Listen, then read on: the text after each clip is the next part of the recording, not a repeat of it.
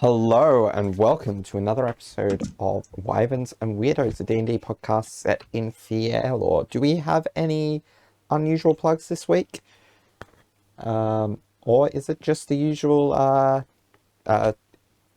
feel free to support us on Patreon if you would like to help support the show, and get some bonus goodies. And also, if you would like something a bit more material, we have the Redbubble. Hopefully some new stuff should be coming to that soon, especially since we have the anniversary coming up in about a month. So, without further ado, let's jump into another episode of Wyverns and Weirdos.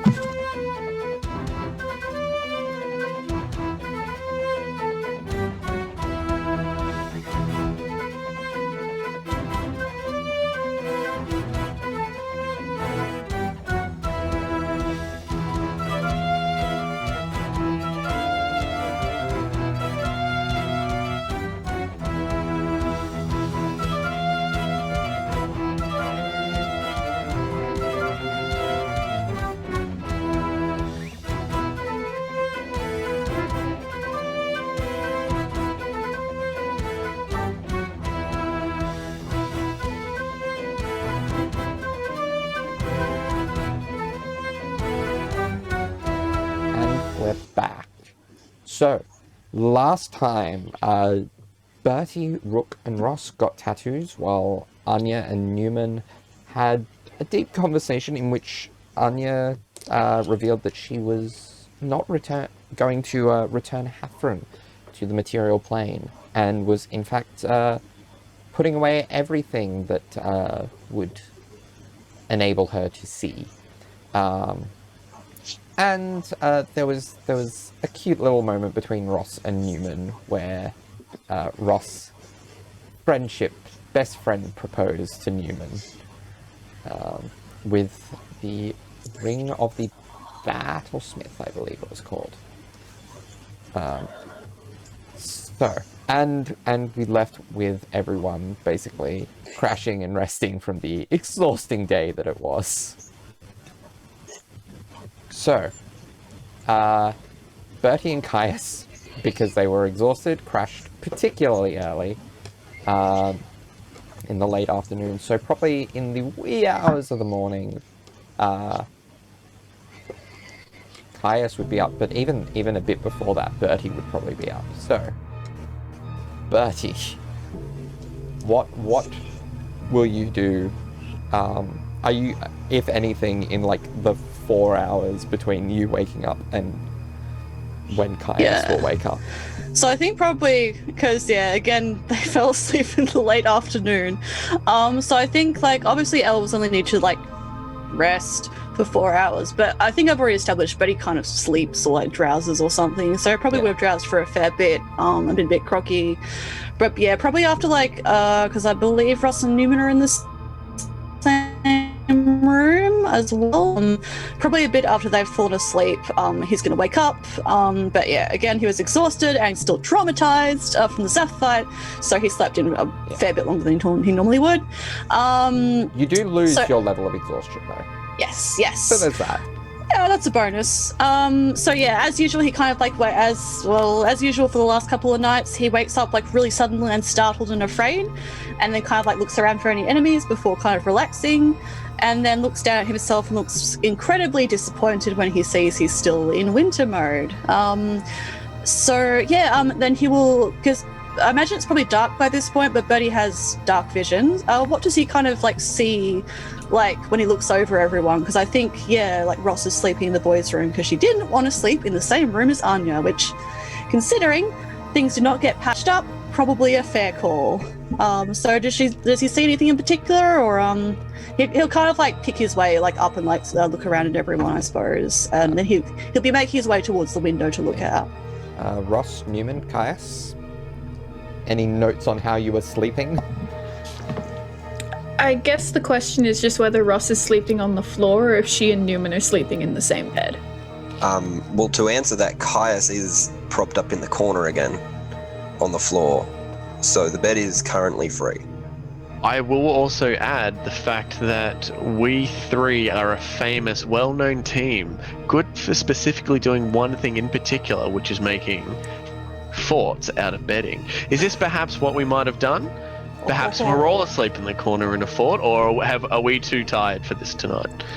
I feel like Caius and Birdie were probably too tired. You and I maybe shoved some bedding into a corner, and we are in a pillow for it. Yeah. Yeah, I'm happy with that. Yeah. That's good. So Neumann and Ross are in their one little pillow fort. All of the beds are free. Yeah. Oh my god. Excellent. So Bertie kind of takes note of that, winces a bit, at least he's like, to be fair, Bertie probably did fall asleep propped up against his own bed because I think he was chattering to Caius. So he kind of takes note of that, and then he's going to take a peek out of the window with some hesitance. What can you see of the sky, Darby? Is there any changes? I mean, it's darker than it was before, but because it's night in part. Yeah. But yeah, it's still very like cloudy, very shadowy looking clouds. Still the occasional flash of what looks like almost like red lightning. Yeah, so Bertie kind of like frowns at that, and then he is going to pick his way back to grab his like bags and get out his sort of spell book and settle down in his bed again. He kind of spends a bit of time like taking down notes, doodling outfit ideas, I don't know, practicing some quiet spells. But he kind of periodically like looks over at both of the splendiferous pillow fort and also to Caius, to see how he's sleeping, or if he looks particularly uncomfortable, or if he wakes up or anything. But that's what he's going to do during that time. All right. Yeah, so eventually you get to the wee hours of the morning, and Caius has been asleep enough that he probably naturally wakes up a few hours earlier than he normally would. Yeah. So what are we thinking, like 2-3 o'clock in the morning or something like that? Yeah, that's about right. All right. Then he'll sort of wake up. He's kind of half propped in the corner. It's kind of like if you've been slouched up against a wall for a while and you've just kind of like half slid down. Like your chin's all compressed up against your chest. There's a little bit of drool coming out, which, is normal for guys. But he does sort of jolt himself awake and sort of look around the room. And he does a quick check to the door, the window, and then his sword to see if anything's out of place. Fair. Yeah. Excellent. Yeah, nothing seems to be out of place. Okay. In that case, as quietly as he can, because he's very clearly the first person awake, he's going to make his way across the room, look out the window, and see what's going on with the weather. Okay. Yeah. Much like what Bertie saw, it's because of your lack of dark vision. It is pretty much pitch black, other than the occasional flash of red lightning. Okay. In that case, is there any movement amongst the definitely sleeping companions? Well, That is up to them. well, Bertie is sitting on his bed, and he probably has registered that Caius has walked all the way over there.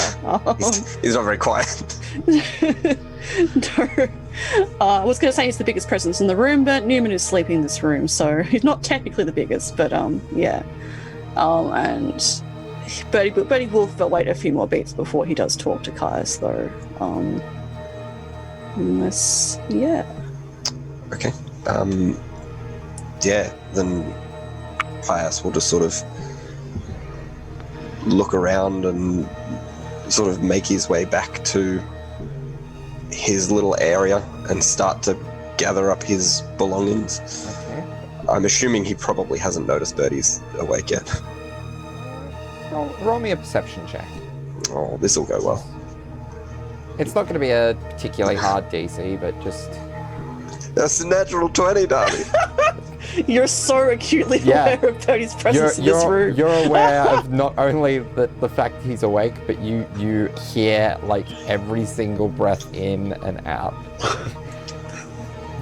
Like that's how acutely aware you are. Okay. Interesting. We're just so in sync.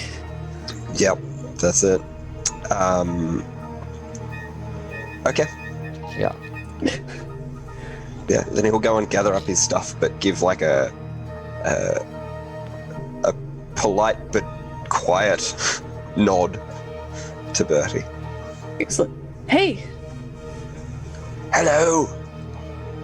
hey, did you have an alright sleep? I didn't want to disturb you. Oh no, You looked uncomfortable. I have such a crick in the neck. Yeah, But that's all right. mine's not better, but yeah. Oh, we just fell asleep, didn't we? Yes. No. He'll pop up to follow, like, step up to him, I suppose. Okay. Yes. No. We were talking for a bit, and now we're here. Yeah. It looks quite late. I'm kind of surprised no one came to wake us up, which either means that, especially the fact that, I don't know if you can see over there, you are part elf, but, Ross is staying in this room, and that either means that, like, no one talked to Anya, or they did talk to Anya and it didn't go well, so, yikes, I guess? Yes, that's probably not good. I mean, to be fair, Anya did look... I mean, I would have saw her back, but there was like kind of like a pissed vibe, so probably good for a bit of space. And talking to Rook might have helped. I don't know, to be honest, but yeah, that's kind of an oops. Well, I noticed you just because I was already awake. I noticed you were peeking out at the sky there. Oh, yes. No, I thought it would be a good idea to sort of get an idea if anything has changed or if it's all Yeah. staying the same. But, well, I mean, it's quite dark. It is, yeah. Can you see okay? Or what were you going somewhere? Oh, I was just going to go out for a little bit of a stretch. Just out in the orchard, probably. Not far from the place. Oh, well, would you be able to help me with something first? Oh, of course. Cool. I want to try, well, the sky kind of thing, and he kind of like grabs up his like spell book and his little backpack, and then he'll go back to meet Caius. He's like quite careful and purposeful how he walks, as he's aware that Caius probably can't see that well, but he's got enough bearings from the moonlight, I suppose. He's like, I'm kind of worried about the sky. I mean, apart from, everything going on with the party right now, I'm just worried the sky is kind of a me problem. Well, okay. For example, I'm going to try casting a spell, and I want someone I trust near just in case. And you said yesterday that, if I ever needed anything, you would help. Absolutely. Are we in danger if we do it here? Like, would it be better to do it somewhere else? Yeah, I got an idea of someone. It probably won't be dangerous, just somewhere quieter, I think. I got an idea if you want to come with. Absolutely. And I will grab my stuff and I will put on my armor. Because I have been caught out exactly once in my life, and it will not happen again. That's fair. Birdie does not put on his armor. Actually, he probably slept in it, but then he probably took it off when he was chilling for a bit. And he just shoved that into his backpack, almost impossibly. But there we go. Yeah, I think it's mithril, so I don't think he would suffer exhaustion from sleeping in it. Yeah, Being that it's basically like the lingerie of like armor, surely. But yes, so I Betty will believe wait for. mithril counts as light. Yes, I think so. And I guess while Kai's is doing his like putting up his armor, we'll just kind of hover near him, and then he'll kind of just babble a bit because he's nervous. I guess he's like, so before the church, I used to get nightmares all the time, so bad I could barely sleep, which is just something you learn to live with. And a while ago, I made a spell which let me look in on Zorth and Tathara, and it couldn't see me, I don't think. So I want to try and see if I can find out what's happening, or better, maybe even see the other captain. I don't know if it will work, but I think I need to try. You know, I kind of want to be in charge of my own nightmares for once. And yeah. Okay. If you think it's safe for you to do so, then I'll be here. Yeah, it should be. I'm gonna take you, I know, yeah. Cool. I'm gonna take you up to where I used to stay when I was here. Cool. And so once Caius is ready, he will wander off to, or try to take him to the attic, I guess.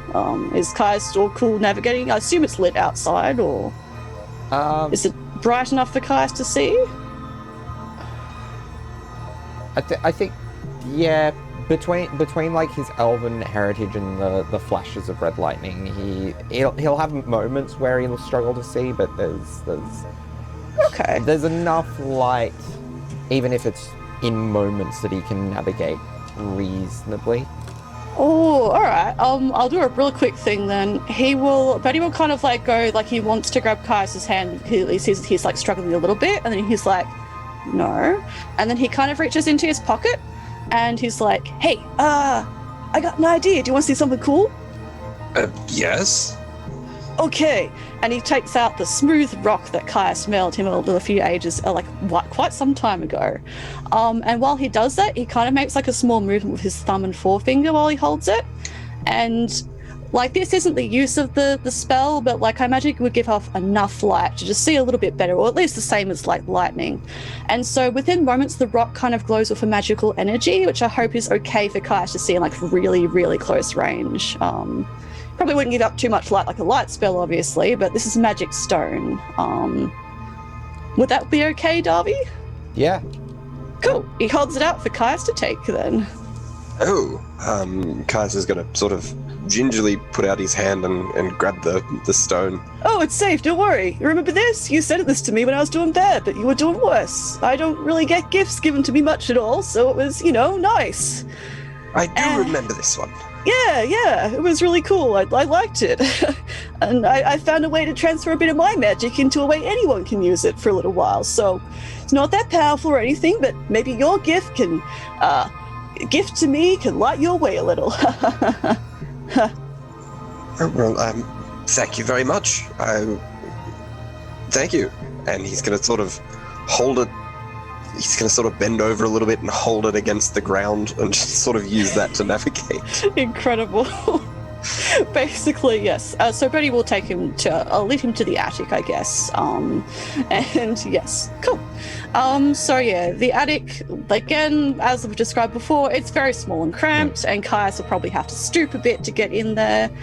Bertie has accidentally left some like first aid stuff scattered around, which he kind of notices with like a bit of a start and just kicks to the side real quick. And then he kind of just like scuffs around like, yeah, cool. This is the attic, so it should be nice and quiet.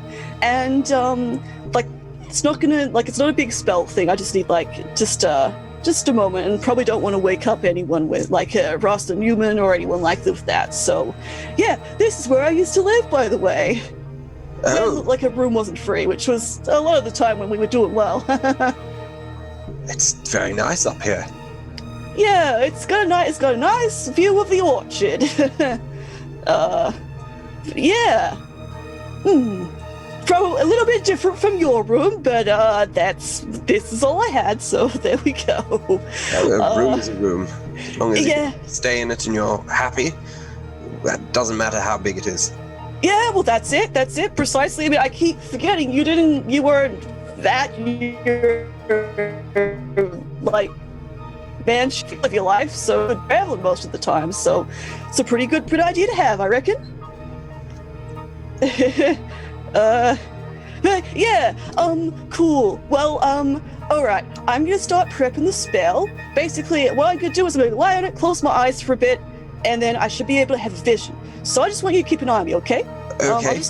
Okay, so just take a moment. He's gonna start prepping the spell. So I think part of the components is like he has to carve the sigil that was on his arm into the floor with like a little dagger.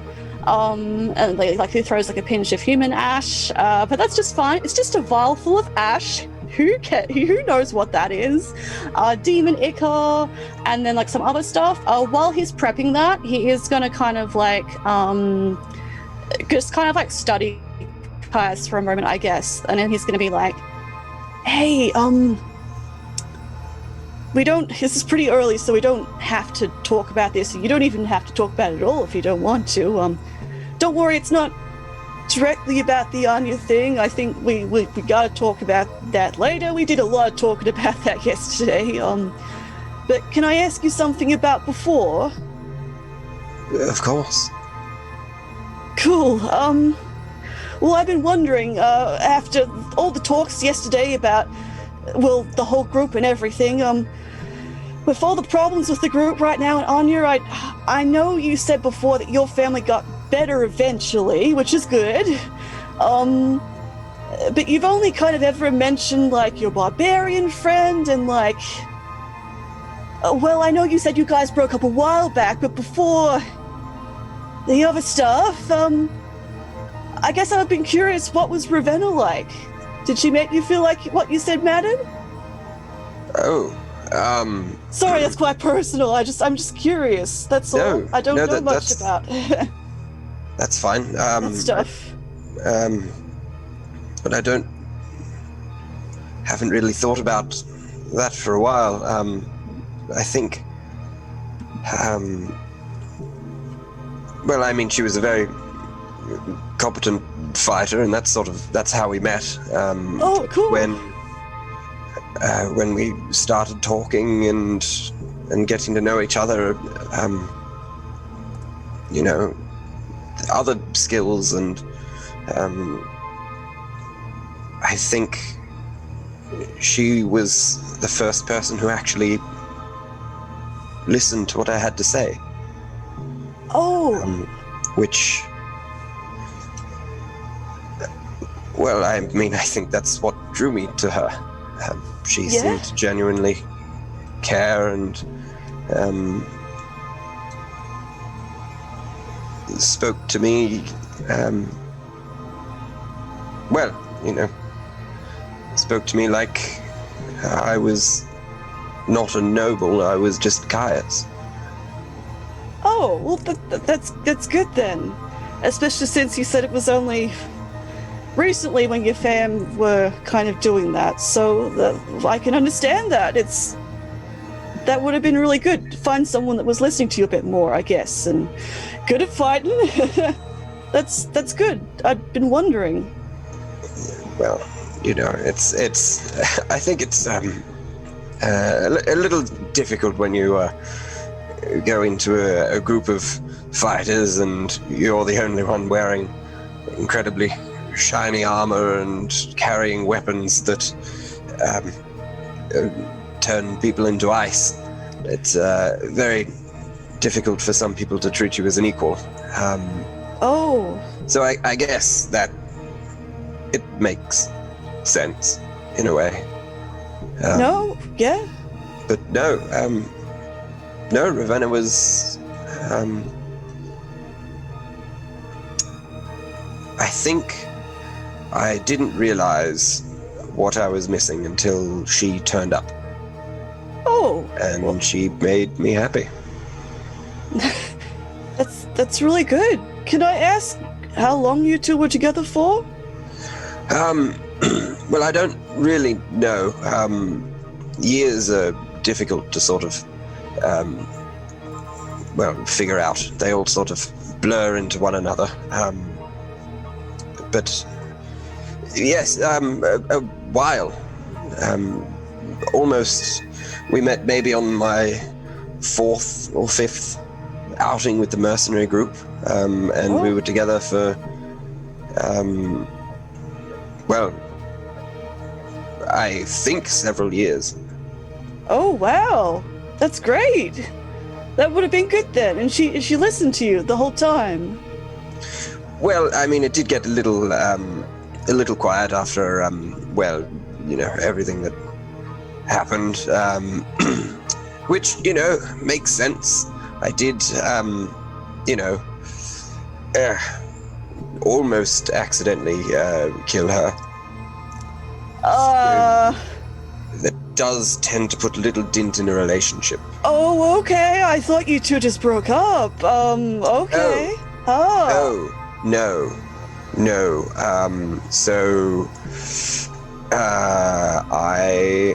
We were on a mission, just the two of us, and things got a little bit out of control. So I used some of my magic, and that magic took over me. And I kept using that magic, and I didn't realize what I was doing. I was just sort of, it turns out I was draining life from everything around me. Which also included Ravenna. Which, that's why, after a little while, I stopped and had a chat to Ravenna, and because obviously something wasn't right. Not something, I wasn't right. So I had a chat to Ravenna and said that I apologized that I'm not in control of myself, and that I put her in a position where she was scared of being near me.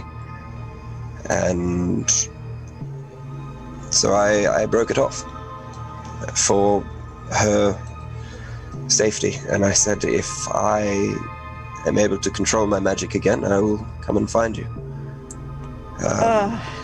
But, well, now it seems like she's found me, so there you go.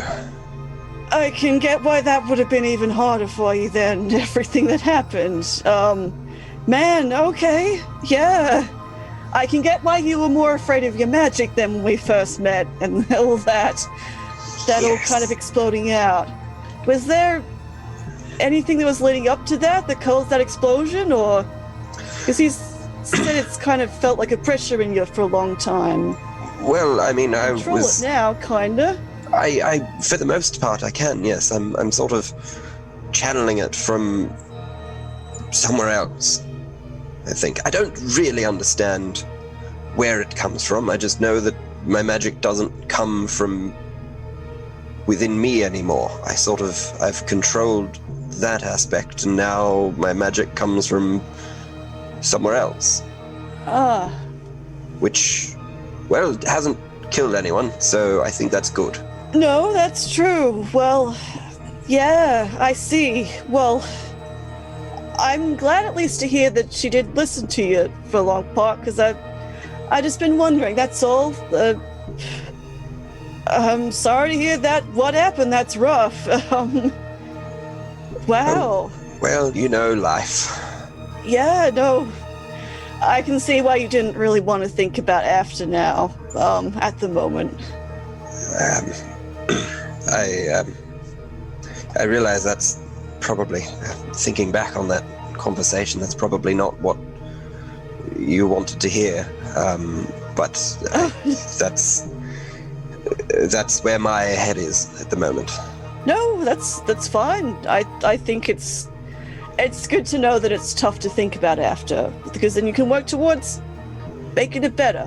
Like you've been working towards getting your magic better, And yeah, I can. Yeah, well, no, it's fine. I wasn't expecting to hear anything then, so that was cool. But yeah, Okay. Well, thanks for telling me a bit more about her. I've just been curious. I tried to ask a bit, and I know you don't like talking about it, so sorry for catching you unawares again. No, that's perfectly fine. I think it's, well, you and Neumann told me that I need to talk more, so here I am. Yeah, well, to be honest, I was just curious. I've kind of, because you had implied you'd been with her for a while. Years is kind of crazy to me. I'll be honest. I've never been very good on the romance front. I kind of gave up 9 years ago and then just tried to stop trying to know anybody. But that was kind of not really the same kind of situation, I guess. Yeah, the longest I've been together with someone was 3 whole months. So I guess, yeah. Which is embarrassing to say, but there you go. It was 3 months, and I was like, wow, this time something's going right. Right up until we stopped. His choice, not mine. But it wasn't a magic thing, so I guess that's fine. It was just a difference of opinions. But I guess I was just curious how you were with Ravenna, because, this guy, back then, kind of, as soon as we got together, he'd complain about me behind my back, and then even when he knew I could hear, and soon pretty much all the time to my face, and it was fine then, because, like, I am annoying, I do never shut up, and I am nothing much to talk to or look at sometimes. And looking back on it now, I don't know, like, I was upset the whole time, but I was happy sometimes, and for me, that was enough to make excuses and agree that everything was my fault. But lately, I've just been thinking, well, actually, I wasn't happy, he didn't care for me, he didn't listen to me, and that wasn't my fault. So I guess I was just kind of worried. Like, again, I'm not saying that, well, you've always said, like, you know, you felt a bit apart from people, and your family, and, like, the fact that when you met Ravenna, I don't know how old you were, but that was the first time someone had listened to you. That's tough. So I was just worried, I guess. So I'm glad to hear you had some of that, too, and that your family are really good now and stuff like that. Bertie, I just got worried. That's all. I'm sorry to hear that you got treated that way. You're certainly better off, and he sounds like a right doodle. Well, you're very right there. You're very right there. And I can't say the same to you, because obviously the circumstances of your splitting is very different. And I think you guys are sometimes a right doodle, but not in that way. So, like, I think that, I've kind of lost the point I wanted to say. I'm basically just really glad to hear that you had some nice times with Ravenna, and not so sad to hear about the other stuff. I guess, yeah. Thank you. You didn't have to say sorry, but I appreciate it.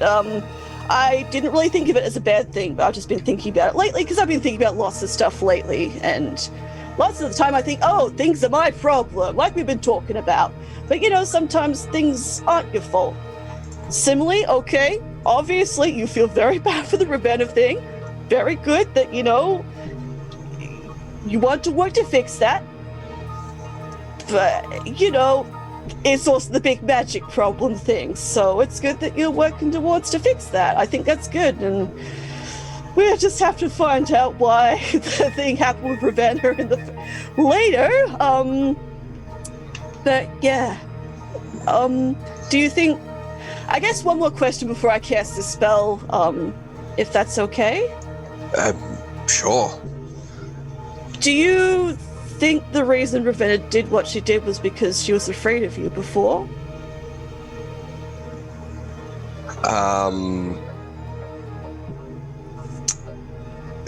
Caius,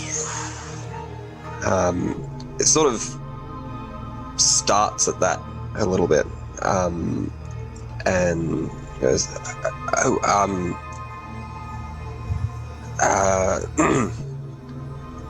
I haven't really thought about that aspect of it. I'm sure it was.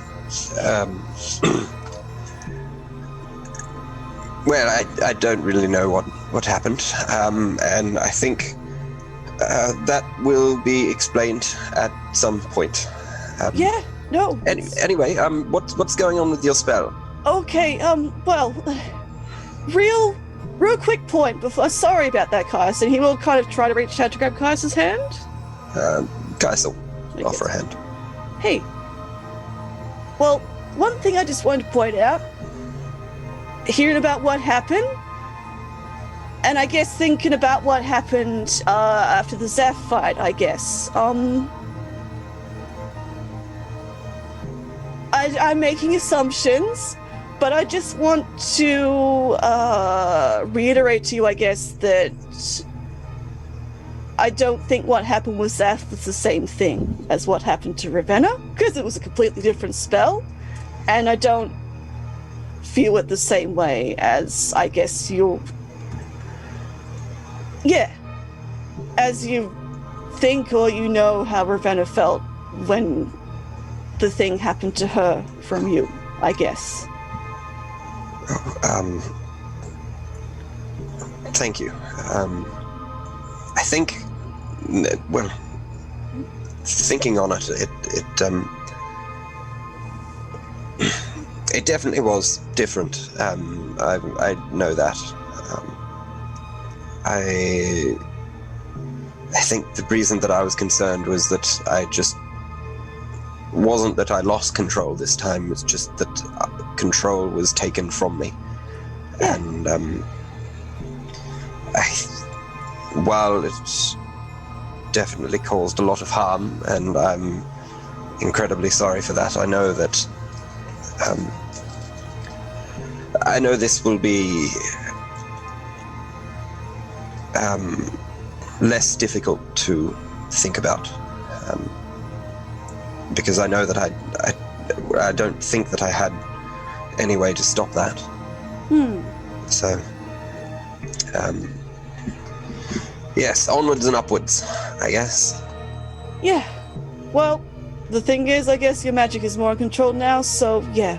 I don't know.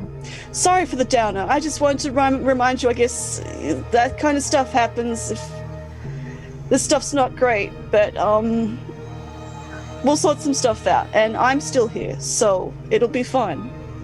Okay, so last part, and then Bertie will let go of Kaiser's hand, and then he has like the dagger in his other hand that he was using to carve in the shape, and he'll prick the point of his where the tattoo is now, I guess. One of the flowers, the pink one, I guess, and a drop of blood will drop onto the marking that he's made, and that will sort of hiss, and he'll be like, okay, I'll be back in a moment, and Bertie is going to flop to the side and lie down with his head over the marking and close his eyes. Yeah, like Caius, you notice that like Bertie's eyes glaze over as if like he's not present in the room, even though he still physically is. Bertie, your vision is, you find yourself lifted up and above the roof of the Cloak and Stagger Inn and drawn impossibly fast north towards Doran. And then just off to the outskirts, you see this hulking, ashen Goliath figure. These emaciated wings, almost disgustingly, almost like they've been forced out of his back blades, and his shoulder blades, chanting in a language you don't understand. And you see him surrounded by these beings of shadow, and it's very clear that some sort of ritual is being performed here. And then you see above floating above this figure, the withering, though still monstrous form of Zorthram Tathara floating above.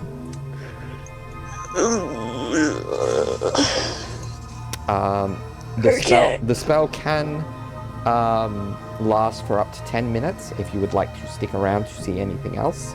If you would like to see if there's anything else you can glean from the vision. He'll try and pay as close as possible attention to the surroundings as he can before he'll duck out of that vision. Okay. To try and see if he can figure out exactly what the location looks like. Yeah, roll me a perception check. Alrighty. It'll be a nat 1. Let's have a look. Okay, let's be perception. I'll say 15. 15, okay, so Not great. not great, but it's enough that you're able to pick out like a couple of landmarks to get a rough location. Okay, cool. Like if you can get to Durham, you'll be able to. You think between the direction that you were sent in your vision and the landmarks, you think you'll be able to lead everyone to this location without too much difficulty. Okay, cool. So he takes as much information in as he can. If he doesn't see anything else, he will duck out of that vision again then and wake up. Okay. Yeah, and so you come to in the room. Kais, you see Bertie's eyes go back to their current normal state. True. Oh, Okay. did it work? Yeah, it did work. I don't think they saw me. Okay. He's gonna sit up, and then he's like probably left his spellbook next to him, so he's gonna quickly start writing down notes of like the location that he saw. And while he's doing it, he's quite feverish. He's like, okay. So I think I saw the captain. So quick thoughts. I was not there. Another fun thing for you, Kai. Sorry about this. Was the person that you and Ross saw, were they like a big, like Goliath type looking person, like real tall? Yes, they were tall, sort of shadows and ash. Shadows, yeah. Of shadow people with him. Cool. Yeah, I was suspicious that was them because why would they attack you?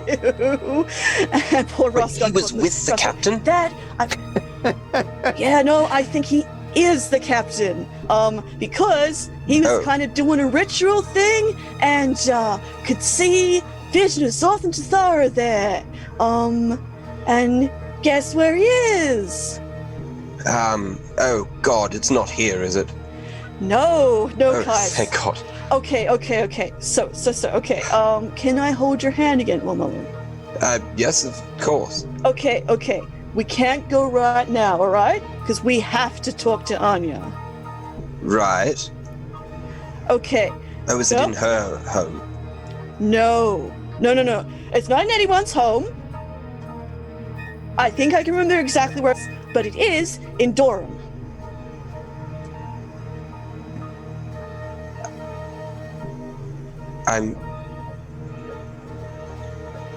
What? So it looks like a place in Durham. It's trying to cast a spell, a ritual type thing. I don't know how long it'll take. Hopefully we can talk to her and get all the shit show sorted. But we can't go right now because Russ goes to sleep. Oh, well, she ain't gonna have any spells ready. Okay, now, Kais, are you worried about your family? I mean, of course. Okay, what we're gonna do is, I think I know where the location is, so we're not gonna tell them where it is in case something happens, but we're gonna write to them right now, okay? Okay. If you think that's... Sorry, I'm taking control. But that's what I think would be the best thing. If you think that's a good idea, what we'll do is we'll write to your sisters, and whatever you want to tell them, we can tell them. We'll make sure that they're safe, okay? Okay. And then we're going to talk to Anya. We're going to talk to everyone. It's still pretty early. Okay, I know you probably don't feel like it right now. Do you want to go and find something to eat right now? If it's not open, I can make something for you. I can make the world's fastest, crappiest pie.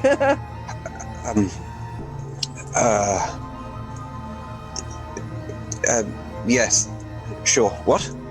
Okay, Kais. It takes his other hand with his hand. What are you thinking right now?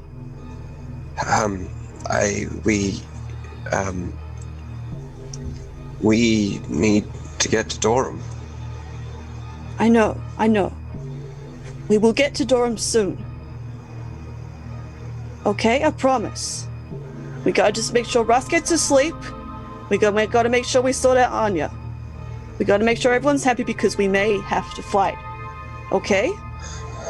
Okay. Okay. Alright. Let's come with me. Let's go find some food, okay? It'll be alright. We'll sort it out. We'll make a plan. We'll talk to your sisters. The two of you make your preparations, and Anya, you would be the next one to awaken.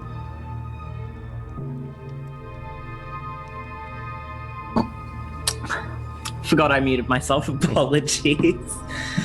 How am I meant to follow that? So much just happened. What time roughly? You would probably... I don't know what time we got to bed. Yeah, maybe about 4 a.m.-ish. Okay, and sorry, I was too sort of caught up in the dialogue of the last scene. Whereabouts were you guys? Were you out in the orchard or In the attic. in the attic? Okay, Yeah. I just wanted to make sure Anya wasn't sort of placed Yeah, that's wrongly in scenes that she wasn't meant to be. So I guess when she first wakes up, she I actually think she sits and she meditates for about an hour. Yep. And in her meditation, she's I guess trying to focus her other senses now, especially with her not having that reliance on Hafren or on the contacts. So she sort of uses it to listen to, say, the early staffers starting to prepare things, to hear if she can hear any conversations going on, not focusing on them, but just being aware of placement of bodies, and she'll kind of focus on that for a little while. And then around 5, when she comes out of that, she starts to gather her things as if she's going to train. But then she sort of stops for a minute. How is Rook sleeping, Joe? I think she has to sleep. She's probably found something fireproof material to bundle around her hair, and she's probably sleeping like somewhat fitfully, like potentially having a nightmare, but it's nothing dramatic. So I guess Anya might overhear maybe a few and correct me if I'm going in the wrong direction with this, but if there's any sort of fitful noises, whimpers, or just groans and sounds of panic, she stops. And I think she's probably going to sit at the foot of Rook's bed, and she's going to wait until Rook wakes up. Nice. She's not going to just like...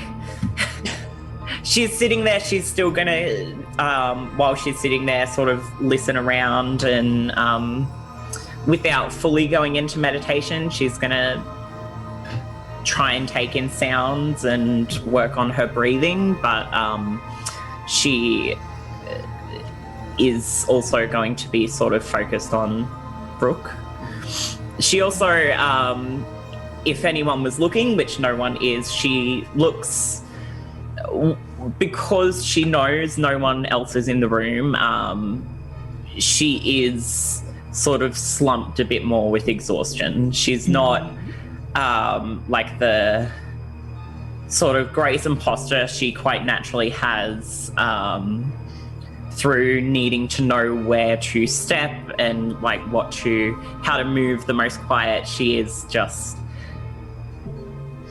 got that sort of exhaustion about her without being like properly exhausted, just like mentally worn down. Yeah. Yeah. I guess eventually you'd probably start to hear something happening, and then I guess Rook stands up, gets out of the bed, and that's when the axe is presented to her by her ancestors. Yeah. And the Anya would probably hear that moment as like a sort of like crackling or sizzling sound. Just nothing that sounds like. It seems odd because you would expect something like that to catch something alight, but it doesn't seem like from the sound of it, but it doesn't seem like there's any extension of the flame. No. Does it sound something like very unusual to Anya, like not something she'd have heard before? Not in this context, no. But it sounds like a kind of crackling fireplace. Anya sort of puts her hand on her rapier. Does it sound like the sound's coming from Rook or from a different source? Just to the side of Rook, basically. Yeah, right next to her. She sort of calls out with a little bit of concern, and she's like, Rook, is that you? Do you? I think for this moment, Rook does not hear Anya, and as happened in the previous end of the last episode, she reaches out her hand to grab an axe. It's long and sharp and entirely made of ethereal flame, and she takes this from the hand of her mother, going, Mom, please, I want to talk. What is this? No, don't go.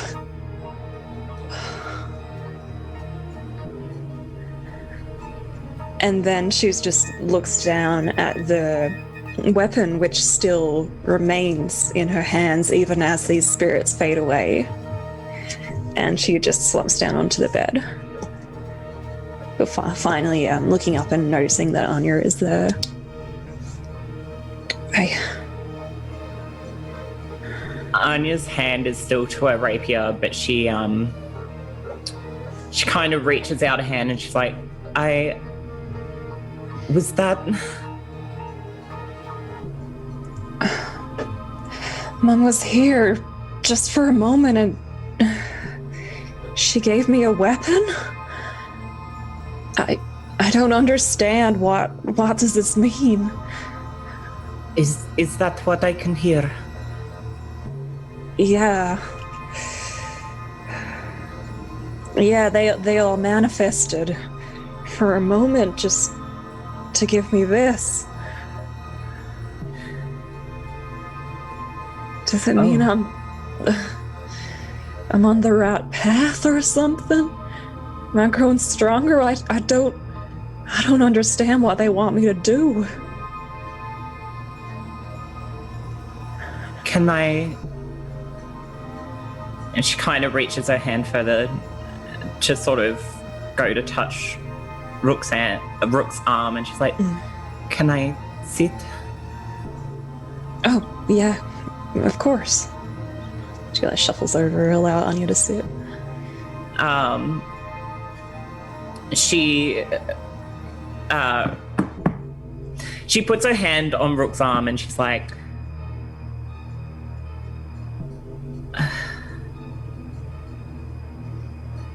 Are you... No, that's...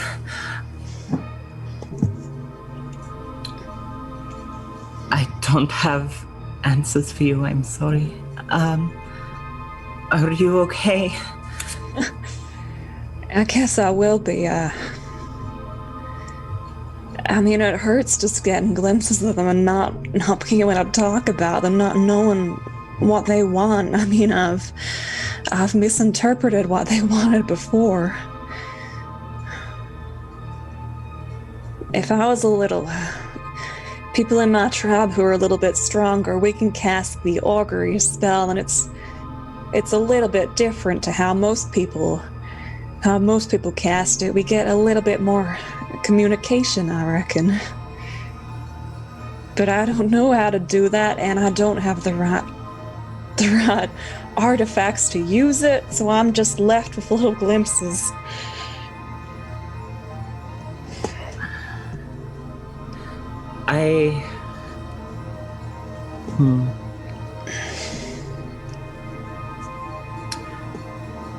If I could offer...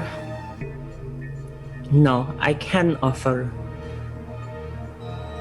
help, I guess, but it's not the kind of help that I would want you to take.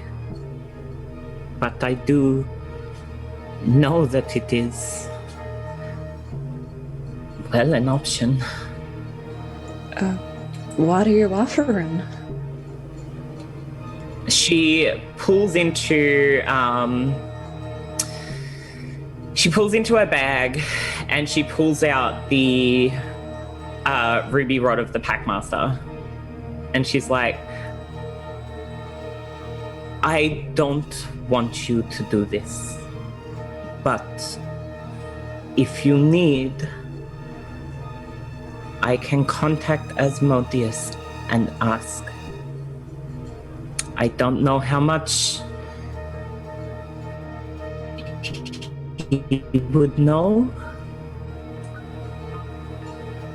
but there are options there. I know of augury. I can cast it with this, but only to him. I do not like to.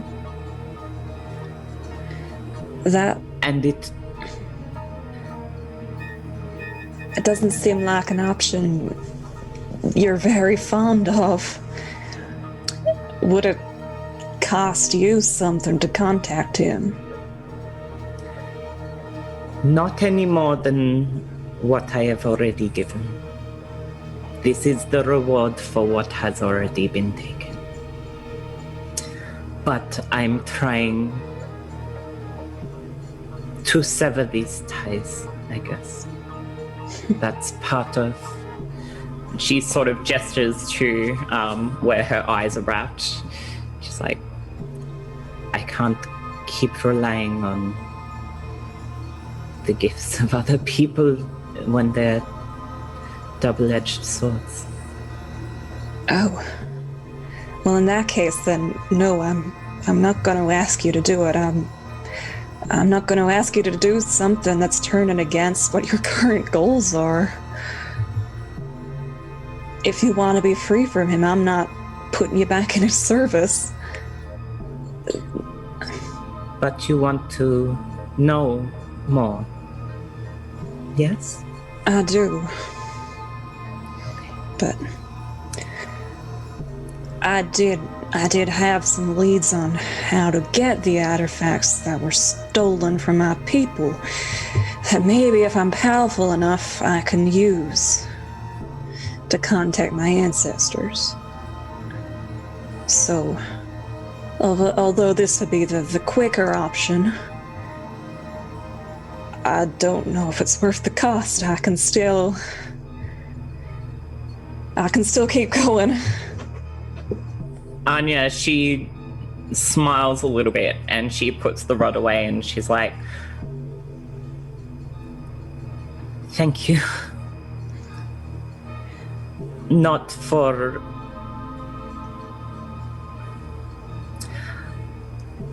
I worry with the talk of not being strong enough that you would be willing to take choices like these, and that you say no, I think it means that you're stronger than you think. Well, thanks. Well, it's never been a Makin. I've never been the type to go around hurting others for their own gain. I'm not gonna make choices on your behalf. Anya, she winces a little bit at that, but she shakes it off and she's like, of course, just try to remember that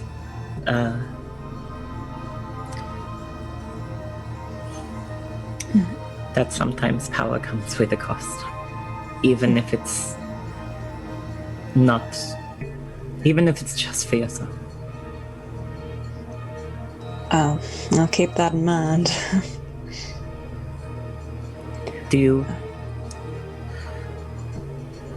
I know I'm not the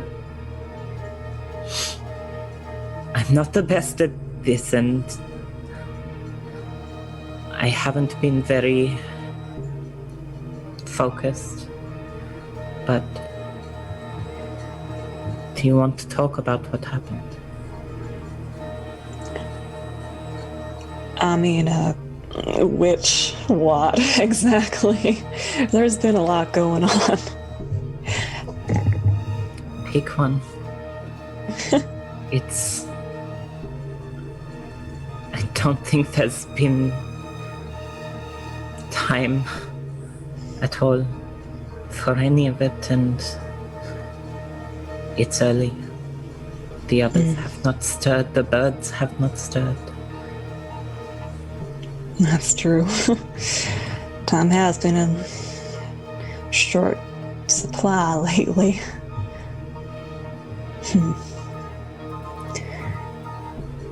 I guess when I was captive by Zeth, I had very, very little time because they kept taking it from me. I'd just wake up bruised and bloody and having no idea what happened, and they only let me remember what they wanted to.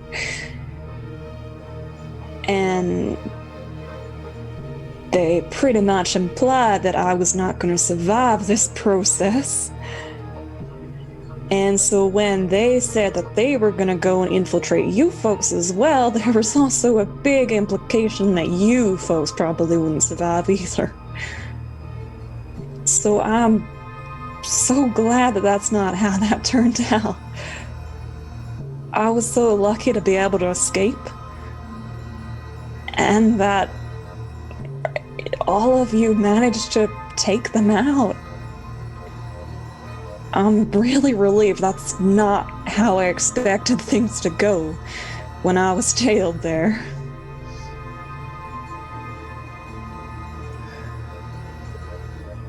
So, I don't know. It's weird to come to terms with being alive and all of you being alive, even though your lives are rather stressful of late.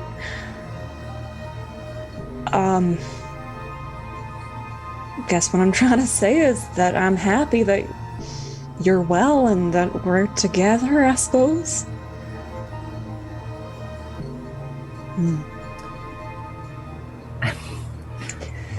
I feel like I'm apologizing a lot. I'm sorry that you had to come straight out of that and straight into this, but you are so strong to have been able to even be here, Rook. I can't even imagine how it feels to have those parts of yourself taken from you without your permission.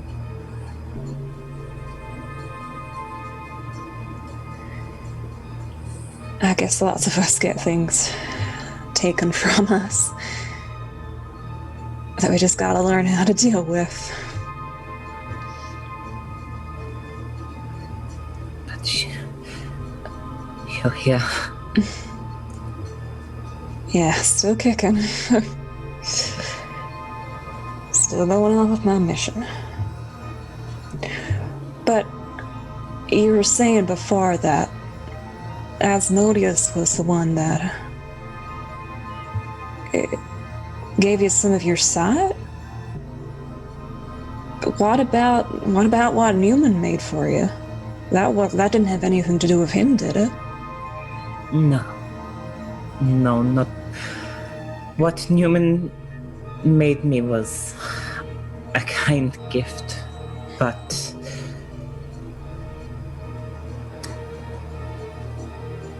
I think it's time for me to learn to accept the parts of myself that I'm not as comfortable with. I know I'm a good fighter. I know, even without sight, that I am precise and skilled on the battlefield. I do not wish to be constantly reminded that a part of me will always rely on others. If I can learn to live for myself, to find strength in myself and to accept my blindness as part of myself, then I won't have to keep hurting myself to protect myself. That seems very well thought out. I guess personally I've always found that my kin, we all rely on each other, and there's nothing wrong with that, but if it's not gonna hurt you in any way, and if it's gonna help you, then yeah, you've gotta look after yourself, so I ain't judging that decision. I guess, this may feel a little contradictory given everything, but I've never really truly learned how to live for myself, how to live untainted or uninfluenced, or I'm over 300 years old and I'm still trying to figure out the parts of me that are me and the parts of me that were Bryn. And as awful an allegory it is, Asmodeus was like a bad rebound. Like a terrible rebound that I cannot shake. And I need to not be.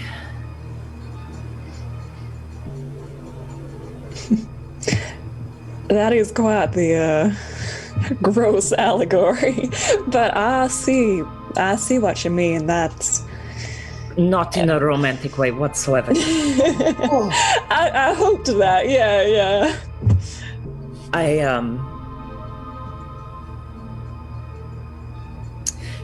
She reaches out and she laces her fingers with yours, and she's just like, I know we've been shifting around each other for a little while.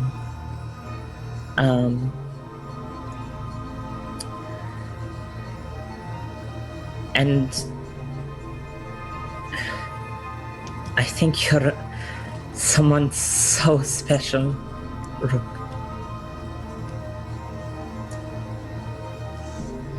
I'm scared that if I take a leap, I'll fall into old patterns.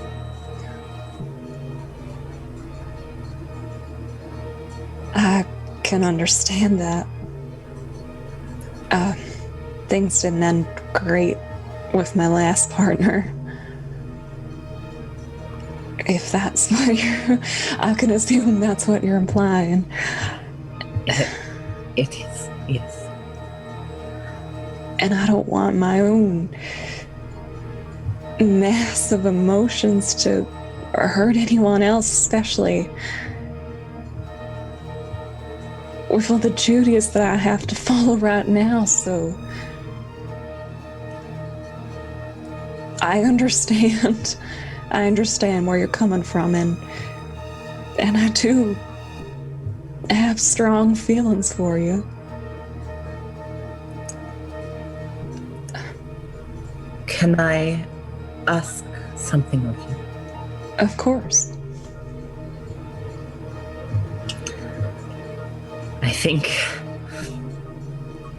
I don't think the timing is right.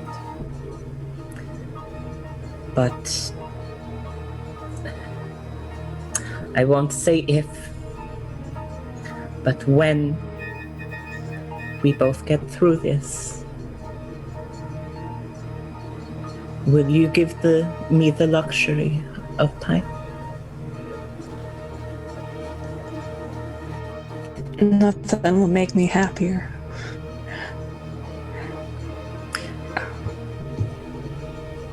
That's all I want. I hope we all make it through this. She reaches her hand up, goes to tuck some of Rook's sort of hair past her, and then like kind of shakes her hand off. She's like, didn't think about that one. Can I? It is weird touching it now. Like, it is warm and it is textured much like fire, but it doesn't burn. She kind of regards her fingers a little bit, and she's like, huh. Interesting. Do you mind if I... She kind of reaches forward and she's like, can I kiss you?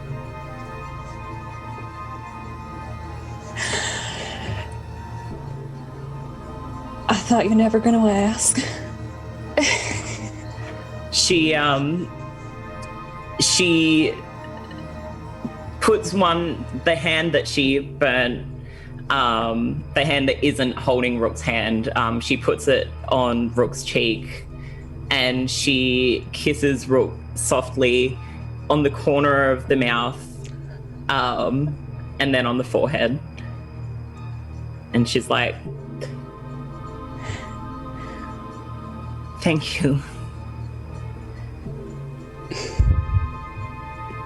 And she just rests her forehead on Rook's. Rook is like smiling broadly, and she will lean her forward together and then kind of like put her arms around her in a hug.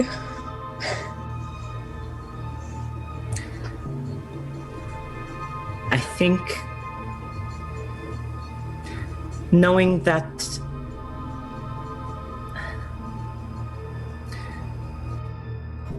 you'll get through this, and that makes me believe so will I. I think we gotta get through this so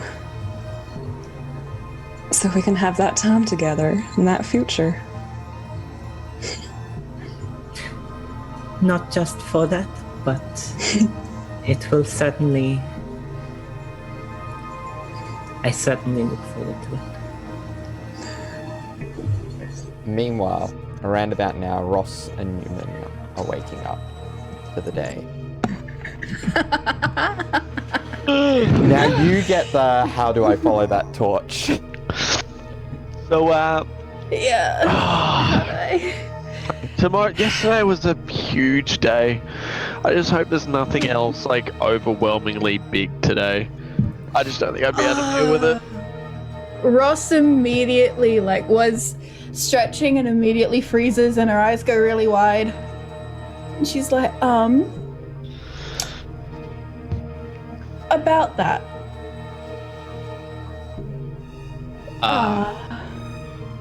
I was sort of wanting to take the day off. Oh. What is something? Do we have to do something today? Yeah, so, I was going to tell you last night, but then, yesterday, after I got my tattoo and Rook was about to get her tattoo, we went to go see a cleric, to ask about what was going on with the clouds, because I personally am really worried about that bit in the prophecy that talks about an eclipse, and those clouds looked kind of eclipse adjacent. Yeah. And Priest used augury with some flippy coins to talk to his god, and we kind of need to go to Durham today. Because we're pretty sure today is the day that the final warlock is going to try and kill Birdie and bring Jordan Tathara into our world. Oh. Yeah, Hang on, I'm a little confused. Yeah? Right. So, do we know where this warlock is? I don't. We asked if we were meant to stay here, and the god said no. And then we asked if we were meant to go Durham, and God said yes. And then we asked if we would have enough time, and all the coins landed on their sides, which did look really cool, by the way. But the priest said that was just the spell not working, but personally, I choose to believe that that's kind of in our hands at this point. So... Right. Right, well, I can be ready. Hang on, what time are we leaving? I don't... Rook is the only other one that knows. So we kind of have to bring it up with the group and then decide as a group. And to do that, that does require talking to Anya. So, Anya's probably fine. See, you say that, but teleport only transports willing people. There is every chance if she doesn't want to go, she won't. I feel like... because this sounds bad. Yeah. This sounds very bad. That I feel like it's a bit of a necessity. Yep. For both our friends and basically everything that we know of to date as well. It could all just come crumbling down around us. So we should... I feel like everyone would probably be, at the very least, just the tiniest bit willing. Like... Yeah. Well, as long as she's got the messenger earring in so we can all work as a team, it'll be fine, so... Right, so... Neumann looks around the room and is not surprised. Hang on, sorry. Is Caius and Birdie in this room? Would they have returned? Because it's been a couple of hours?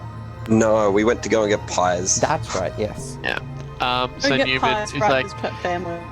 well, I'm not surprised that everyone would conveniently be in this room. He is hoping that Anya and Rook might be next door. Do you want me to go talk to him, or do you want to come with? Or just in general, or is... Is she not wearing the earring? Oh, right. Yeah. Sorry. It's the morning.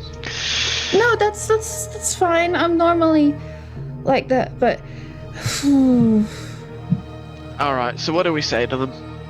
Should I have a coffee before I say something to them? Oh, I might say something probably, stupid. I always say something stupid, but even no, more you so in the mornings. don't. You don't say stupid things. You just say correct things, but they're maybe not correct for that particular moment. They're correct adjacent. Yeah, I feel that. Yeah. Coffee, good. Yes. Yeah, I think I'll go do that first, and who knows? Maybe they'll all be downstairs, and then I have Maybe. no choice. Who knows? And I'll just apologize to Anya, and explain that. Oh gosh, I forgot to ask if you knew about the fact Birdie's a warlock. Oh no, I didn't. I wasn't meant to reveal that. Oh no, I worked it out on my own. I didn't think anyone else knew. Oh no, I'm so. Did you not know? I know that Birdie has been having a lot of trouble with their magic recently, and I've sort of been able to piece together bits and pieces, and I believe, and now this is me talking as a player right now, this was revealed with Braxton, wasn't it? I believe so. Yeah. Birdie also told him in the Birdie rope told dimension. Caius That's and right. Yeah. Yeah, you have been told explicitly. Yeah. Yeah. And aside from that, I have outright been told that yes, that is the case. So it's not something that you need to hide from me. And as far as I'm aware, most people in the party know. Maybe not Anya, but Anya notices everything, and I don't think Rook would know. But then again, I'm not too sure. Okay. Birdie doesn't know that I know because I worked it out from what Braxton said. But coffee. Let's do coffee. I will apologize to Anya, and then we will go to dark. God, I wish we could just get in the hot tub like Birdie wanted. That would be so funny. That'd be so much better. Neumann sort of like struggles up, and he might put his like hand on a sort of like a desk that was propping up a mattress that was over the top of him, and the sunlight from the window shines onto his hand, and he sees a little No, glimmer. it does not. Oh wait, It is Does he not- incredibly cloudy.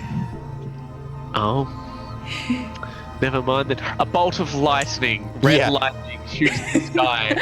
The light radiating off it gleams off his ring, shooting red like ambient light into his face, and he goes, "Oh, I completely forgot." And his mood just has completely changed from like to like, yeah, look what I got my bling. So Ross like re-notices the ring and is like, yeah. and yeah, he's sort of just like holding it up, and he's like, "Damn, this is my style. This is absolutely my style. Did you get this custom made, or did you just find it like this?" No, I just found it. I was all set to do this, like pretend it was for someone else, because I don't know if we're like keeping a low profile or not. You've all been very ambiguous as to what our actual status is as public figures. So I was like trying to pretend it was for someone else, so the guy wouldn't know it was for you. And I maybe went a little far with it, but yeah, it just happened to look like that and be what you wanted. I got the extra enchantment put on it, but yeah. Yeah, I'm gonna have a lot of fun with this. This is awesome. Anyways, let's go get Good. coffee, and he claps his hands Yes. really loudly together. And makes his way to the door leading into the hallway. Yeah. Ross will follow, Yeah. Rook and picking Anya up her leaving. tambourine. I would say, depending on what Eddie and Joe want, it would be possible that Rook and Anya could be Rook is leaving at ace, this. and they're not. No, No, don't. leaving. No. That's not what I was saying. Get the head They back. could be leaving their room at this time. Yes, they would be leaving Yes. Yeah. in a friendly way. Yeah. Platonic friendly way. What did you They've think tabled I was everything. suggesting? Darby, get your Horniness, Darby. Darby. Okay, so Yeah, I'd say if Rook's happy to, Yeah. yeah, So- we go down. yeah, so the four of you encounter each other in the hallway. Oh, hey guys, how are you? Hey, good. How y'all doing? Well, I'm doing very well right now. I'm very happy. Aside from the mood outside, my mood is actually quite good. And he gives like the flash of the ring, but like real quick, and then hides it again. He goes, "Notice anything different?" No,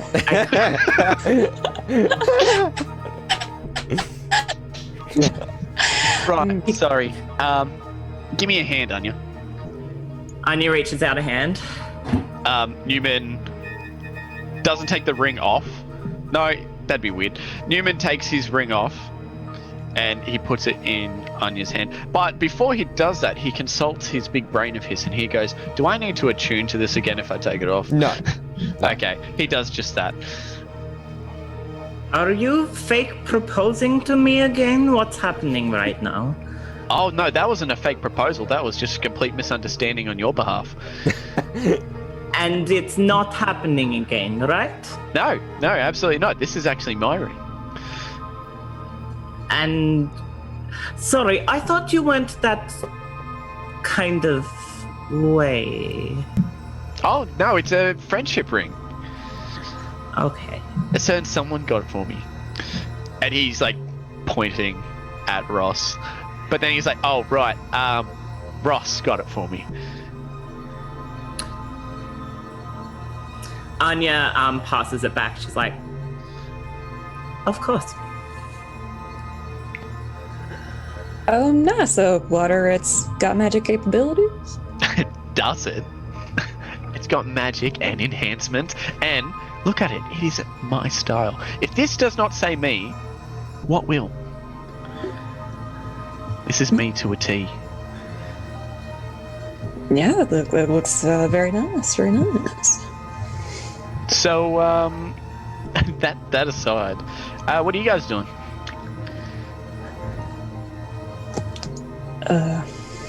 I mean, that breakfast and everything.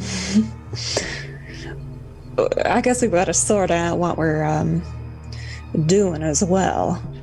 Got to let you know what we learn in the yeah. city and everything. Has anyone seen Bertie yet this morning? No, but Birdie should be easily contactable. Same with Caius as well. Oh, right, your earrings. Yes. Okay. Good. But yeah, I was thinking I was just going to go get some coffee just then. And wanted to see if we could gather everyone around because I've also learned something today. I learnt from Ross, and I'm assuming. And sorry, this is me as a play again. Was it Rook that went with Ross? Yeah. Oh, Yeah. yeah. And I'm assuming it's exactly the same thing that you know, Rook. Oh, yes, the Doran thing. You guys left together, didn't you? Mm-hmm. Yeah. Yes. I think that we should talk about that. Lead the way. Okay.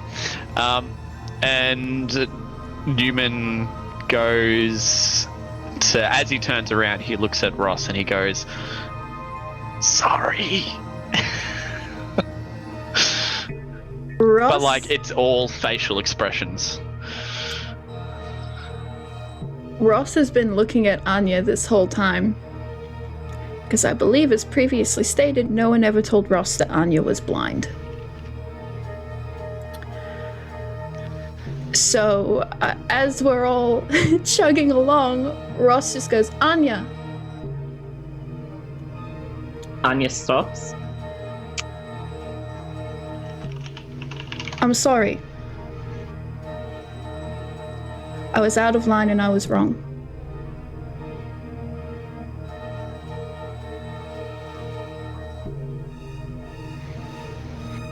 Anya, she turns to, she turns in the direction of wherever Ross is in relation to her. And she's like, you said what you said. You said what you said. I have said what I've said. It's done. And she turns. I'm still sorry. You don't have to forgive me, but I need you to know I'm sorry. And I've heard you. Good. Thank you. She turns and she follows wherever she can hear Neumann and Rook's footsteps continuing on. Okay. So, yeah. So you head downstairs, and Neumann, Rook, and Ross, you see it, and Anya, you're able to hear bits and pieces to be able to place. Bertie and Caius, I imagine you're probably downstairs, either in the middle of eating or finishing off the letter, or even sending it off at this point. Depends on how long do you think, well, whereabouts do you think you would be? Yeah. Yeah, we would probably still be in the dining room. Most likely, Caius is dictating a letter to Bertie, who hopefully is writing it down. And in the corner, there's like a couple of pieces of paper with Caius's scrawled handwriting, which is being crumpled up and thrown off. It's fun. But he's very happy, but he looks very like serious while he's like helping scribe this for Caius. They probably have some like partially eaten food. Has Caius been eating? Or would Bertie have to encourage him a lot? Or Bertie would have to encourage him, and he'll take a couple of bites before he sort of slows down. And keeps sort of dictating. Yeah, so yeah, and like Bertie would have been like, because I imagine how the Caius has probably been a bit out of it, I imagine, given his previous behavior in these situations.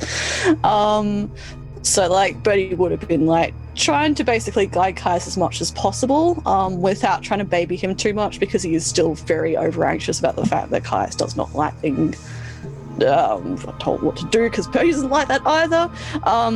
But he's like, and he's pretty much like, as he's been trying to talk to him constantly, but a lot less like Bertie's generally babbling. It's more like quite serious, because Caius is clearly quite stricken, and he already knew the second that he told him that he was going to be unhappy about it. So he's been quite constantly asking Caius for his input and trying to like prompt Caius to keep talking to him, and trying to encourage him to eat and all that kind of stuff. But yeah, he's at this point very seriously like scribing for Caius the letter, which Caius is dictating. The letter's not very long. It's only a couple of sentences. It's Durham is in danger. Summoning ritual on city outskirts. Get Mother to safety and alert the military to protect the city and prepare for a fight. We will be there as soon as we can to delay as long as we can while the military prepares. Caius.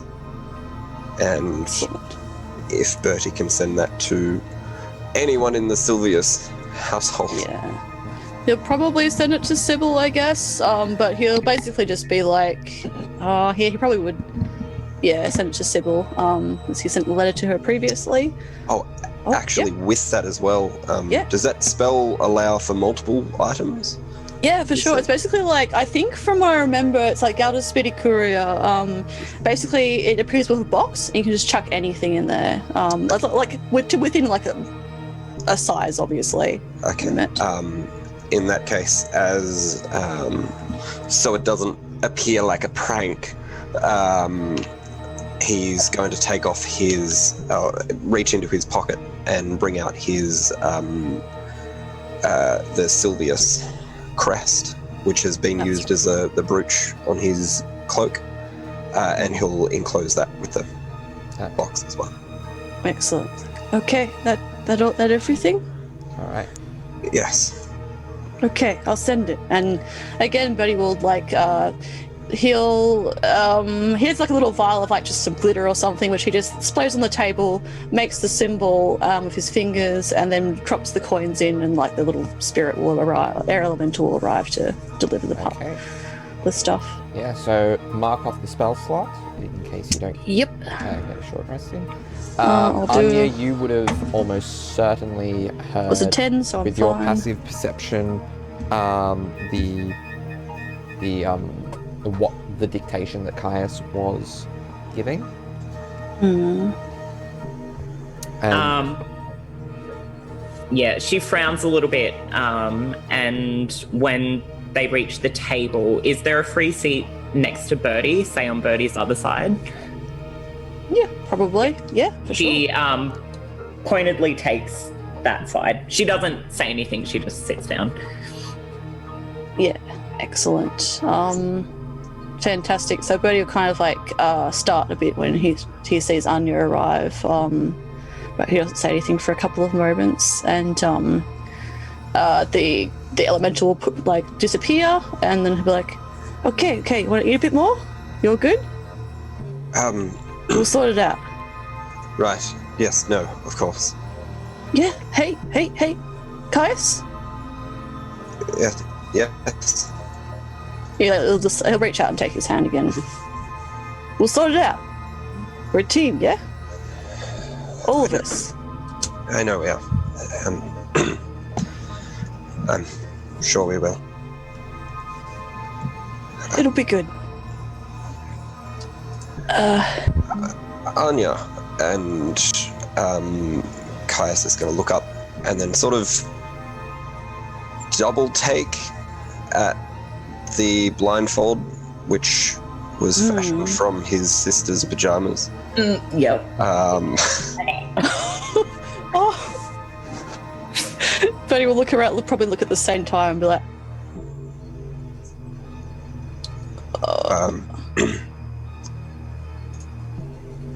Good morning. If you'll allow me, I shouldn't have spoken to you yesterday in the manner that I did. That was wrong of me. While I didn't agree what you were saying, there were many better ways of conveying that. So I wanted to apologize for my behavior. Anya nods. She's like,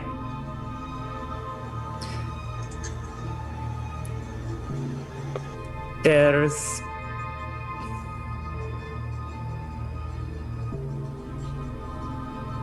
I appreciate it, I guess.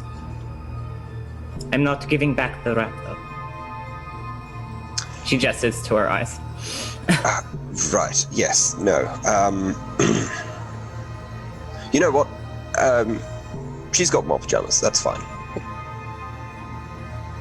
This is more comfortable than the last one. It really is. It's you hardly even notice it. Well, I mean, you would notice because you can't see, but yes. It's soft. Rook was kind of staring Caius down like, all right, you're going to apologize. And she just kind of nods after this exchange. She turns to Caius and she's like, how has your morning been? Great, right up until the point where it wasn't. I don't really understand too much, but it appears we are in dire need of leaving. And everyone's here at this point, aren't they? Yeah. Neumann went to get coffee, but Okay. By this he's point, now you're back. probably coming back with your cup of coffee.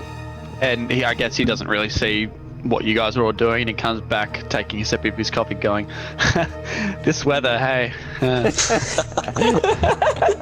then he waits for a reaction, and then you are all stone-faced at him, and he's like, Ross also got a coffee and is sticking very much to Newman's side.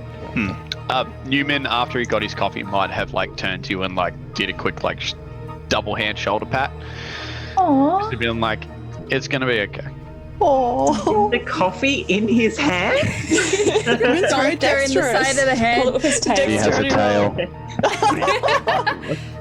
If that was the case, then incredible. Ross would have done the same thing to him with a coffee in one hand and a tail in a hand, doing pats on his shoulder. He would have had to go up on tippy toes though to reach his shoulders. Her tail's not that long. That's very cute. Amazing. It's incredible. Alright. Anya, without waiting for Birdie or Caius to sort of explain what had happened, because she already knows, she turned to Birdie and she's like, when do we leave? Well, we probably all need to have a quick chat first. I don't really know the timeline, but I saw some stuff. So yeah, we probably need to just quickly touch base. I had a really funny idea, but I think it's kind of we don't have the time for it now. Probably wasn't a good one anyway. Yeah, we probably need to touch base. Anya, why are you wearing a blindfold again? Sorry if I may ask if that's not too rude. You... She takes a deep breath in, and she breathes out again and she's like,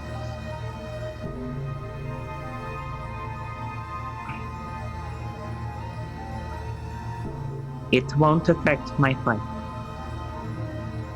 I won't let. Good, but I'm not gonna ask if you're okay because nobody's okay. It's just a general summary of everyone here. I'm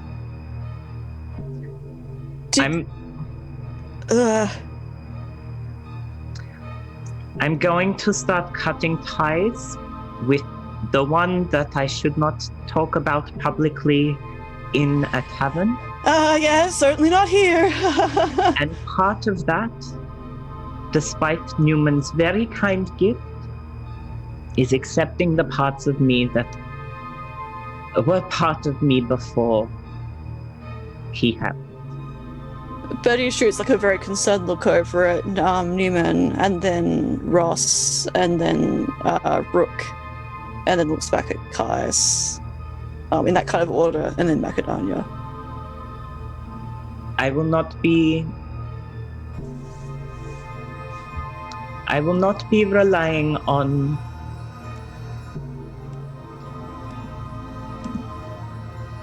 deals or crutches to get me by.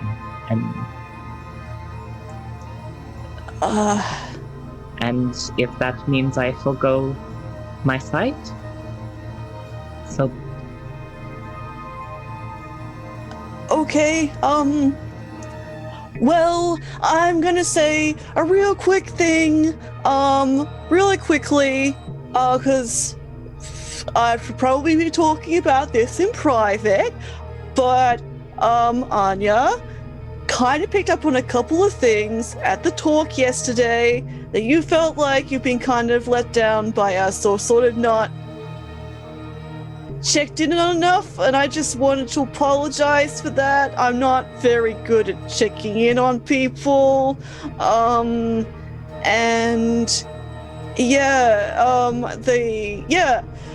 I had like a lot better way of talking yesterday. Basically, I'm sorry for laughing at you yesterday when you said the whole leadership thing. I was having not a great time, not a great life, you know? But like, I didn't mean that as a thing, and like, we went into town just because like, we got the tattoo stuff, which I guess I can't show you, but that was kind of like I'm sorry? Birdie, it's okay. You, of all people, do not need to apologize to me. But I want to? I mean, thank you, but you are my friend, and you are someone who has always, in his own way, had my back. Like, I know your way is just different from mine. Yeah. I meant what I said about the leadership thing, though. That's... You... None of us are good at listening, but you are good at us. And she kind of sighs a little bit. She's like, I clearly am not.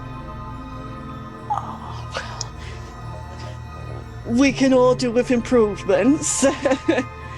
And I think, we're all cool, attractive people. So, there's no reason why we can't get along as long as we're more honest with each other and, don't try and push each other's buttons in the bad way, I won't say, oh no, I would be a terrible leader, because that's self-explanatory. I need to stop kicking myself, but I appreciate that. But yeah, I think, it's not a reflection on you. I think just everyone got very heated yesterday. We've had a little talk about that. I think if we need to do more of that, that would be good. Just... But it's what people are comfortable with, of course. So those are my thoughts. Anya still, even though she knows everyone is there, still not acknowledging anyone but Bertie. She's like, Bertie, they do listen to you, though. You know that, right? I don't know what happened between yesterday morning and now, but I have had 2 people apologize to me who I was pretty sure left that fight wanting me dead. So I don't know what parts of you think people aren't listening to, but I hope that those are parts that get heard soon. Well, the thing with that, Anya, is I really appreciate that, but the thing is, those 2 people wanted to apologize because they felt bad, and so it didn't really require any kind of leadership or stuff like that. And that was easier because it's just me saying what people want to hear, which is good because it helped. We had a little chat. I think it's good. She turns to wherever Rook is, and she's like, You would have been at some of these conversations, yes? That's right. Yeah. I know you and Bertie haven't always seen eye to eye. Any observations? I do definitely think that Bertie took a charge or surprised him out. You did really lead that. The conflict resolution, it was good. Oh. She turns to Ross and she's like, we haven't spoken yet. We haven't resolved, well, anything yet. Do you think after how I made you feel yesterday, you would have even properly come see me? Would you have wanted me to? This isn't the question. And this isn't the conversation we should be having right now. Oh, of course. Because my conversations never matter to you. No, He turns because to Caius. And she's because the like, world's about to die, Anya. the world is always dying. Ross. No, we have a time frame. Mm-hmm. We always have. You She knew. turns to Caius. She's like, and Caius, what did you get out of, specifically in regards to Bertie, what did you get out of your conversations yesterday? Well, we spoke about a bit. What do you sorry, what? Of course. And she turns back to Bertie and she's like, see? All your hard work undone in moments. And yet those two apologize to me. That did not come by out of nothing. Now, are we going to Durham or are we going to continue having conversations?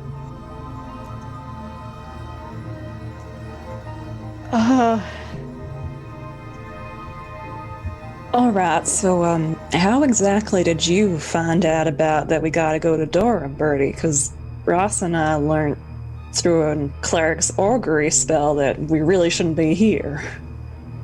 Oh, okay. Well.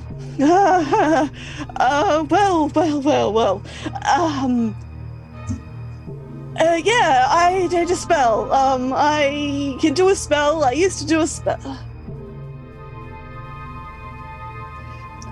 I used to do a spell that could, commune with my patron. And I made it up on my own. It was not a very good spell, so that's how I made it up. And I could spy on them, and I did it again last night, and I saw the person that tried to kill. It's gonna try to kill. Well, the bad person. And I know it's in Durham, and I think I know where it is.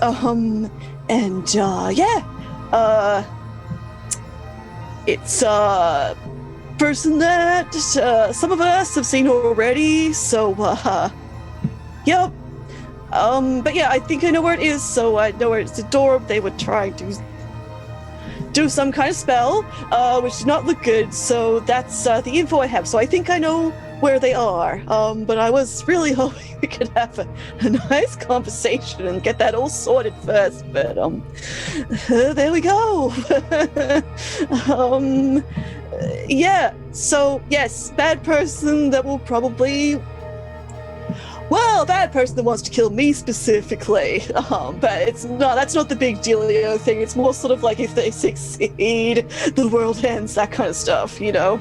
The sort of stuff we always end up getting happening to us. Well, me, but you know. Oh, damn, I did not understand most of that, but we gotta kill someone before they kill you, Bertie? We gotta protect you? Like a dual protection and assassination mission? Well, there doesn't seem to be much of a way around it. The last two people did specifically come to, well, either kill me or kill Caius, so you know. Either way, there doesn't seem to be a way to talk out of it. So we probably have to do something about them. Cool. Well, this is fun. So it's definitely 100% the person that, Ross, you know, has the shadows. So,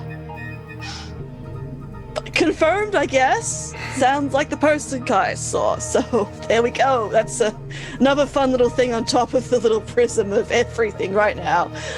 Yeah, so we'll have to see. There's a prophecy thing. I don't know if that was even mentioned to you, Rook. But yeah, that's Would you imagine little old me as part of it? Incredible. Yeah. And yeah. Not going into specifics because we are in a very religious town. But yeah, if we don't do anything, things will get even worse. And the thing that happened in Wild Shade will probably happen everywhere. Isn't that great?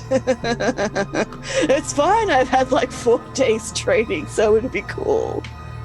Well, shit. I guess we all got a word to protect Birdie then. And Birdie comes first.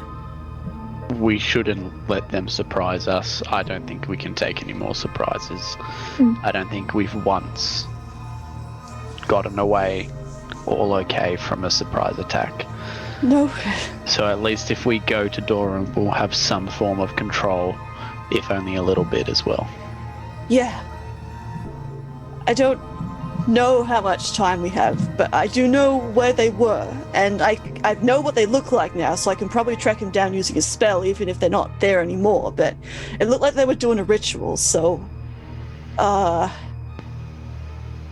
would have told people sooner, but I know some people need to regenerate their magic and everything, so I didn't want to wake everyone up. That's why we couldn't taps cards on the hand still. That's why we couldn't do it sooner, but yeah, it should be fine. Again, I must reiterate, people do not need to come if they don't want to. It's an optional thing. People shouldn't feel obligated. That's all I want to say on that.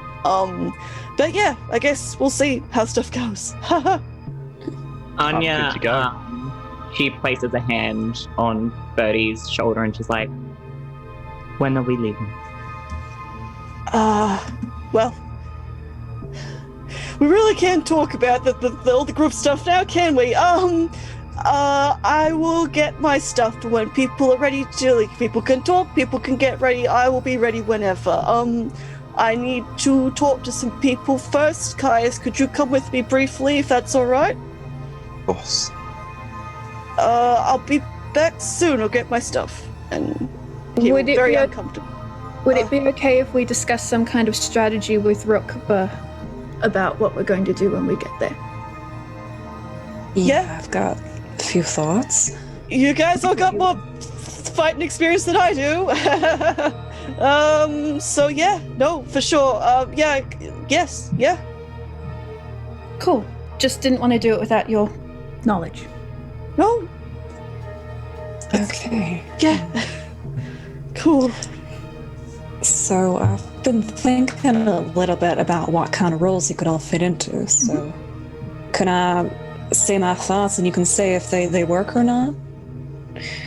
Alright, so Caius, his main strength lies in protection. So what Caius will have to be doing is sticking with Birdie and Ross, most likely. But primarily considering the situation, sticking with Birdie, have his shield ready, be prepared to hit whatever breaks through my line of defense through to him. So I'm the lead offense. That's what I've always been. I charge forward, I strike, and I take the hits so that the people behind me who can't take as many as me don't have to. Anya, she's the archer and a scout. So she would be shooting from a distance off to the side. Neumann, he's the flanker and also support. So he'd be going from the other side. He can protect Birdie if he has to. He can weave through and protect the enemy. Then we got Birdie and Ross, who are magical support. So I guess, Ross, you can stick with Birdie, who's also with Caius. So if we actually get into a combat situation, y'all can be in a huddle, Neumann on one side, Anya on the other, and then I'll charge forwards.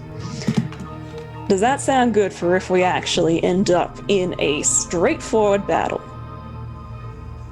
Anya, she turns to Neumann, and she looks up at him and she's like, dibs on left. I work better from my left. You can have any side you want. I'm not picky. I can handle both. Sounds good, Brooke. That's good. So I guess if you haven't been working with roles before, I guess you'd know that the support, you gotta bolster up the others while also throwing in some attacks from the side. So no charging into danger, and that goes for Birdie, Ross, and Anya. Neumann, you've got more leeway. You can kind of go in as offense and a bit of defense and a bit of long range, but you mostly want to be trying to sneak around while I'm drawing the attention so that you don't get taken out. And Cass, I think what you've wanted to be doing is protecting people, right? Does that work with you? That fits in very well with how I've been trained. All right, nice. So I guess that's my take if we end up finding these people. Does anyone have any ideas on, I guess, how to find them? Or any understanding of the enemy, really? Because I'm working off nothing. Well, we have encountered this creature before. He stuck to shadows and used creatures wreathed in shadow and ash to do a lot of the work for him. I think I don't know how the creature fights very much, but I know that these shadows can sap your strength. Ooh. So You want to be careful about That's getting hit nasty. by many of them at once. if we see someone surrounded by them or in a threat of being surrounded, they should look at falling back so that the rest of the group can assist. Try and pick them off one by one. I have a couple of ways to... If there's a group of them together, I have a couple of ways to maybe make them change their minds.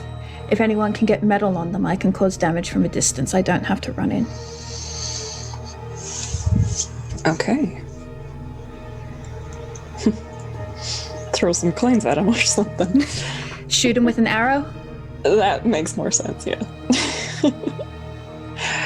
All right, excellent. So, Anya, who had been trying to say something, she just goes quiet again. I'm sorry, that was my internet. I'm so sorry. No, that's fine. It kind of It just fits okay. into where her head's at. Okay, I'm sorry. No, please, Zoe, please. Fine. Don't worry. It's fine. She's fine. It's fine. She's not fine. Out of pod, it's Gucci. No, fine. In pod. Ooh. Yeah. Cool. Was Right. Birdie going to drag by herself? I think that was... Well, yeah, Rook's that not done that. is as good a place as any to leave it. We got a plan. Got a plan. Hey. Look at us. A little I bit didn't of think- bit of preparing, and then back to Durham. I don't think this party's pre-planned anything since the Yeah. hobgoblin. It's Yeah. true. Yeah, very true. I hope All you've right. enjoyed this roller coaster of Yeah. like everything. Yes. Holy Yes. moly. And no hot tubs. No hot We tubs. didn't get to go to that. But we got canon gay, so like... We got gay kiss, so that's, That's it, we good. got gay kiss, That it's makes fine. up It was for already canon gay, we knew that. Yeah, Yeah. yeah. Anyway, thank Thanks you for for listening. listening. Thanks, See you next guys. week. Sorry, Goodbye. Bye.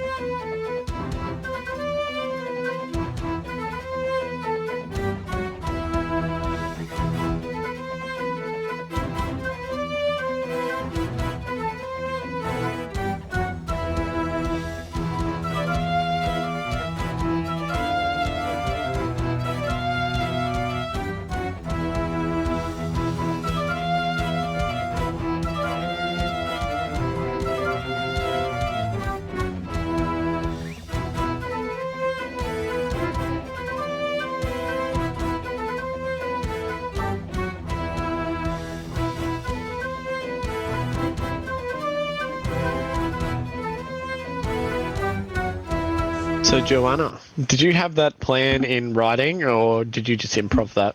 I just had their roles in writing. I'm drawing a little diagram though. Oh, at the excellent, moment. excellent, perfect. It's just very basic. But I just don't trust myself at the moment to remember anything. Big mood, yeah.